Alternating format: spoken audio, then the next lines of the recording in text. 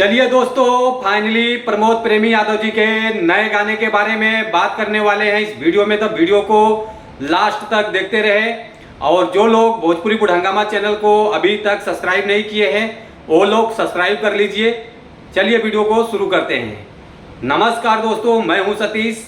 आज हम एक ऐसे गाने के बारे में बात करने वाले हैं जो कि यह गाना रिलीज हो चुका है और ये गाना है प्रमोद प्रेमी यादव जी का, जो कि काफ़ी अच्छा गाना है, बवाल गाना है। और गाने का बोल हम आपको बता देते हैं, बाबा हवे किंग, जो कि गाने का टाइटल है।